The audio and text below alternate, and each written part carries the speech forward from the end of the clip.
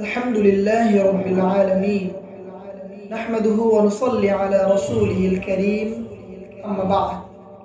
আলহামদুলিল্লাহ। সম্মানিত উপস্থিতি, আজ আমাদের আলোচনার বিষয় হচ্ছে কুরআনুল কারীম সম্পর্কে। এই কুরআন কার উপর নাজিল হয়, কখন এই কুরআন নাজিল হয়, এই কুরআনুল কারীমের মধ্যে কি রয়েছে সেই সম্পর্কে আমরা সংক্ষিপ্তভাবে কিছু জানার চেষ্টা করব ইনশাআল্লাহ। প্রথমত, এই কুরআন কার উপর নাজিল করা হয়েছে? মহান রব্বুল আলামিন পবিত্র এই কুরআনুল কারীম বিশ্বনবী মুহাম্মদুর রাসূলুল্লাহ সাল্লাল্লাহু আলাইহি ওয়াসাল্লামের উপর নাজিল করেন। এই কুরআন নাজিল করা হয় দীর্ঘ 23 বছর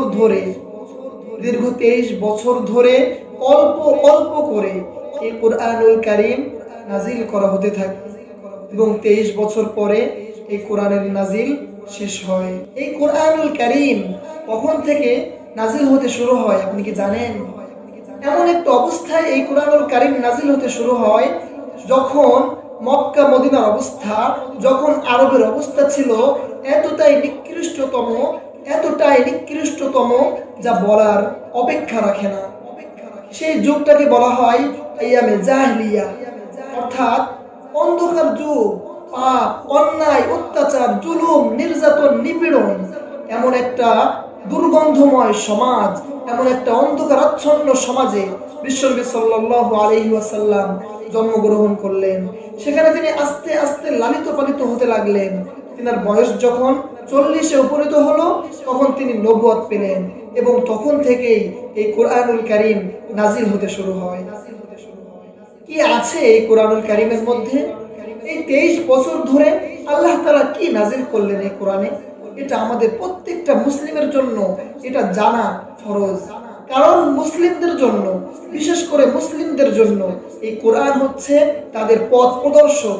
এই কোরআনে যেটা বলা হয়েছে সেই অনুযায়ী যদি সে জীবন যাপন করতে পারে অবশ্যই আল্লাহ তাআলা তাকে নাজাত দিয়ে দিবেন, তাকে মাফ করে দিবেন, তাকে সেই জান্নাতে প্রবেশ করাবেন। কিন্তু আজ আমাদের দুঃখের বিষয়, পরিতাপের বিষয়, বড় আফসোসের বিষয় যে আমাদের মুসলিম সমাজ এই কোরআন থেকে আজ দূরে সরে গিয়েছে। তারা এই কোরআনের কোনো খেয়াল রাখে না, এই কোরআন থেকে কোনো জ্ঞান তারা আহরণ করে না, কোনো জ্ঞান তারা নিতে চায় না। এটা আমাদের জন্য বড়ই পরিতাপের বিষয়, বড় লজ্জার বিষয়, বড় আফসোসের বিষয়। তো আজ আমরা সংক্ষিপ্তভাবে জানবো যে এই কুরআনুল কারীমে আল্লাহ তাআলা কি নাজিল করলেন। মহান রব্বুল আলামিন এই কুরআনুল কারীমে অনেক কিছুই নাজিল করেছেন, অনেক কিছুই তিনি বলেছেন। বিশেষ করে অল্প কিছু বিষয় যদি আমরা মনে রাখতে পারি তাহলে পুরো কোরআনে আল্লাহ তাআলা কি বলেছেন সেটা আমাদের মগজে থাকবে, সেটা আমাদের মনে থাকবে। মহান রব্বুল আলামিন কি দিয়েছেন এই কোরআনে, চলুন আমরা জেনে নিই কি আছে এই কোরআনে। এই কোরআনে রয়েছে জ্ঞান। যারা জ্ঞানী, যারা জ্ঞান পিপাসু, যারা ইলম পিপাসু তাদের জন্য রয়েছে এই কোরআনে প্রচুর পরিমাণে জ্ঞান। এই কোরআনে রয়েছে বিভিন্ন জাতির ইতিহাস, বিভিন্ন জাতির বিভিন্ন ধরনের ঘটনা। আল্লাহ তাআলা এই বিভিন্ন জাতির বিভিন্ন ঘটনা এই কুরআনুল কারীমে আল্লাহ তাআলা স্থান দিয়েছেন, আল্লাহ তাআলা বর্ণনা করেছেন। যে জাতি অন্যায় করেছে, জুলুম করেছে, যে জাতি স্বৈরাচার হয়েছে সেই জাতিকে আল্লাহ তাআলা ধ্বংস করে দিয়েছেন। সেই বিবরণ আল্লাহ তাআলা কুরআনুল কারীমে দান করেছেন, কুরআনুল কারীমে দিয়েছেন। আদ জাতিকে আল্লাহ ধ্বংস করে দিয়েছেন, সামুদ জাতিকে আল্লাহ ধ্বংস করে দিয়েছেন, বনি ইসরাইলকে আল্লাহ ধ্বংস করে দিয়েছেন। কোন নবীকে কখন পাঠিয়েছেন, কোন নবী কিভাবে তার উম্মতকে ইসলামের প্রতি দাওয়াত দিয়েছে, কোন নবীর বিপক্ষে ইসলামের শত্রু কে ছিল সেই বিষয় নিয়ে আল্লাহ তাআলা আলোচনা করেছেন এই সমস্ত ঘটনায়।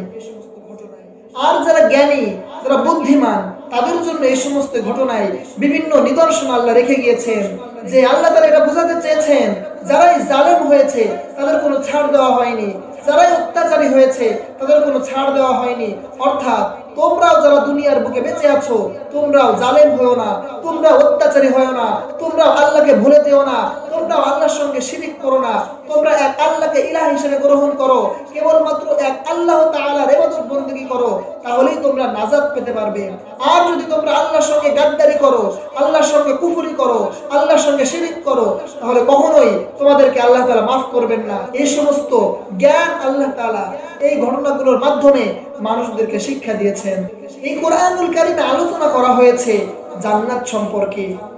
যারা মুত্তাকি, যারা ঈমানদার, যারা পরহেজগার, আল্লাহ তাআলা যেভাবে চলতে বলেছেন, যারা তাদের জীবনকে ঠিক সেইভাবে চালাবে, আল্লাহ তাআলা যে সমস্ত আদেশ করেছেন, যারা সেই আদেশগুলোকে পরিপূর্ণভাবে আমল করবে, আল্লাহ তাআলা যেগুলো নিষেধ করেছেন, যে মানুষগুলো সেই নিষেধ থেকে বেঁচে থাকবে, বিশ্বনবী সাল্লাল্লাহু আলাইহি ওয়াসাল্লামকে যে নির্দেশ আল্লাহ দিয়েছেন, সেই নির্দেশ মোতাবেক যত মানুষ চলবে, তাদের জন্য আল্লাহ তাআলা তৈরি করে রেখেছেন সেই জান্নাত। কত সুন্দর জান্নাত আল্লাহ বানিয়েছেন।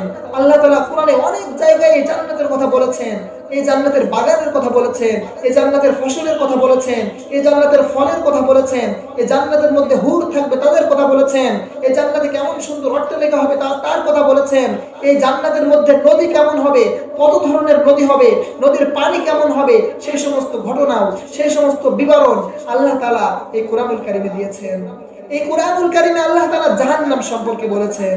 এই দুনিয়ার বুকে যত মানুষ আল্লাহর নাফরমানি করবে, আল্লাহর সঙ্গে শিরক করবে, জুলুম করবে, অত্যাচার করবে, আল্লাহকে ইলাহ হিসেবে গ্রহণ করবে না, আল্লাহ বাদে অন্য কারোর সামনে মাথা নত করবে, যারাই আল্লাহ তাআলার ইবাদত বندگی বাদে অন্য মানুষের বা অন্য কোনো জীবজন্তুর বা পাথরের বা বিভিন্ন বস্তুর পূজা করবে, তাদের ইবাদত বندگی করবে, তাদের জন্য কি শাস্তি রয়েছে সে সম্পর্কে আল্লাহ তাআলা বলেছেন।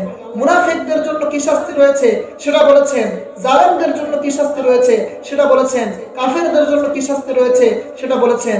বিস্তারিতভাবে আল্লাহ তাআলা জাহান্নাম সম্পর্কে এই কোরআনুল কারীমে আলোচনা করেছেন। কত যন্ত্রণাদায়ক শাস্তি আল্লাহ তাআলা জাহান্নামীদেরকে দিবেন, সেই শাস্তির বিবরণ আল্লাহ তাআলা এই কোরআনে দিয়েছেন। এরপরেও যারা এই সমস্ত শাস্তির ভয় পাবে না, এই সমস্ত শাস্তির ভয়ে যারা আল্লাহর পথে ফিরবে না, এদের তো কপাল পোড়া। জাহান্নামের এই সমস্ত আযাবের আলোচনা আল্লাহ তাআলা পবিত্র এই কোরআনুল কারীমে করেছেন। আল্লাহ তাআলা এই পবিত্র কোরআনুল কারীমে বিভিন্ন উপদেশ দিয়েছেন। বিভিন্ন জাতির ঘটনা বর্ণনা করার পরে আল্লাহ তাআলা উপদেশ দিয়েছেন, এভাবে তোমরা চলো, তাহলে তোমাদের উপর এই জুলুম নেমে আসবে না, তাহলে তোমাদের উপর এই আযাব নেমে আসবে না। যদি তোমরা এভাবে চলতে পারো তাহলে তোমরা সফল হবে, তাহলে তোমরা মুক্তি পাবে। এই সমস্ত একটা উদাহরণ দেওয়ার পরে আল্লাহ তাআলা এই সমস্ত উপদেশ দিয়েছেন। পবিত্র এই কোরআনুল কারীমের মধ্যে আল্লাহ তাআলা অনেক দোয়া শিক্ষা দিয়েছেন, যে দোয়াগুলো মানব জীবনে খুবই গুরুত্বপূর্ণ, যে দোয়াগুলো নিয়মিত আমল করলে মানব জীবনে যুক্ত হবে এক নতুন কল্যাণ। দুনিয়া এবং আখিরাতের অসংখ্য কল্যাণ রয়েছে এই দোয়ার ভিতরে। এই সমস্ত দোয়া আল্লাহ তাআলা এই পবিত্র কোরআনুল কারীমে বিভিন্ন জায়গায় তার বান্দাদেরকে শিক্ষা দিয়েছেন। এই কোরআনুল কারীমে আল্লাহ তাআলা আরো বলেছেন বিভিন্ন অধিকারের কথা, নারীর অধিকারের কথা বলেছেন, পুরুষদের দায়িত্বের কথা বলেছেন, এতিমের কথা বলেছেন, মিসকিনের কথা বলেছেন, ধনীদের কথা বলেছেন, গরিবদের কথা বলেছেন, প্রতিবেশীর সঙ্গে আপনার ব্যবহার কেমন হবে তাদের কথা বলেছেন, আপনার নিকট আত্মীয় স্বজনদের সঙ্গে আপনার ব্যবহার কেমন হবে সেই কথা বলেছেন, পৃথিবীর কথা বলেছেন, পৃথিবীর যারা শাসক হবে তাদের কথা বলেছেন, সে কিভাবে ইনসাফ করবে, কিভাবে ন্যায় বিচার করবে সেই কথা আল্লাহ তাআলা এই পবিত্র কোরআনুল কারীমের মধ্যে বলেছেন।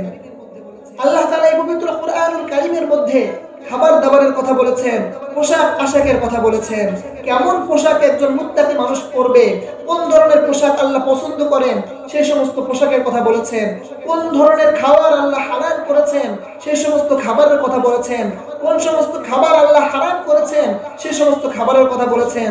পবিত্র এই কোরআনুল কারীমে আল্লাহ তাআলা কিছু জিনিসকে হারাম করে দিয়েছেন এবং অধিকাংশ জিনিসকে আল্লাহ তাআলা হালাল করে দিয়েছেন। যে সমস্ত জিনিসকে আল্লাহ হারাম করেছেন সেই সমস্ত জিনিসের ধারে কাছে যেতেও আল্লাহ নিষেধ করে দিয়েছেন। পবিত্র এই কোরআনুল কারীমে আল্লাহ তাআলা স্পষ্টভাবে বলে দিয়েছেন যে মুমিনদের শত্রু কারা, কারাই প্রকৃতপক্ষে মুমিনদের শত্রু সেই বিষয়ে আল্লাহ তাআলা বলেছেন। আল্লাহ তাআলা স্পষ্টভাবে বলেছেন শয়তান হলো মানুষের প্রকাশ্য শত্রু। আল্লাহ তাআলা শয়তানের বিভিন্ন দিক নিয়ে আল্লাহ তাআলা এই কোরআনে আলোচনা করেছেন, শয়তানের বিভিন্ন শাস্তি নিয়ে আল্লাহ এই কোরআনে আলোচনা করেছেন, শয়তানের বিভিন্ন ফাঁদ নিয়ে আল্লাহ এই কোরআনে আলোচনা করেছেন। এই কোরআনে অসংখ্যভাবে বিভিন্নভাবে এই কোরআনুল কারীমে বিভিন্নভাবে মানব জাতিকে বোঝানো হয়েছে যে কিভাবে চললে, সে আসলে সঠিক পথ পাবে, কোন পথে চললে, কোন মতে চললে, কোন আদর্শ গ্রহণ করলে সে নাজাত পাবে, দুনিয়া এবং আখিরাতের কল্যাণ কোন পথে রয়েছে, কোন মতে রয়েছে, সেটা আল্লাহ তাআলা কোরআনুল কারীমের মধ্যে বলে দিয়েছেন। অতএব আমরা যারা এখনো এই কোরআনুল কারীম থেকে পিছিয়ে আছি, আমরা পিছিয়ে না থেকে আমরা এই কোরআনকে আঁকড়ে ধরি, কোরআনের মধ্যে আল্লাহ কি বলেছেন সেটা পড়ার চেষ্টা করি, সেটা শোনার চেষ্টা করি, সেই অনুযায়ী আমল করার চেষ্টা করি। আমরা আমাদের বাচ্চাদেরকে এই কোরআন শিখাই, কোরআনের এই বিধানগুলো আমরা বাস্তবায়ন করি, কোরআনের এই বিধানগুলো দিয়ে আমরা আমাদের সমাজকে গড়ি, তাহলে আমাদের সমাজে এত জ্ঞানজাম থাকবে না, এত ফাসাদ থাকবে না, এত জুলুম, অত্যাচার, নির্যাতন এগুলো থাকবে না। আমাদের সমাজ হয়ে যাবে একটি সুখময় সমাজ, একটি শান্তিময় সমাজ। যদি আমরা একটি শান্তিময় সমাজ চাই, যদি আমরা একটি সুখের সমাজ চাই, তাহলে অবশ্যই আমাদেরকে এই কোরআনের কাছে আসতে হবে। কোরআন যেভাবে চলতে বলেছে ঠিক সেইভাবে চলতে হবে, তাহলেই কেবল আমরা একটি সুন্দর জীবন পাবো, আমরা একটি সুন্দর জীবন উপভোগ করতে পারবো, সুন্দরভাবে বাঁচতে পারবো। আল্লাহ তাআলা আমাদের সকলকে এই কোরআনের সঙ্গে থাকার, এই কোরআনকে বোঝার, কোরআনের মধ্যে যে আদেশগুলো করা হয়েছে সেগুলো মানার, যেগুলো নিষেধ করা হয়েছে সেগুলো থেকে বেঁচে থাকার তৌফিক দান করুন। ওয়া মা আলাইনা ইল্লাল বালাগ।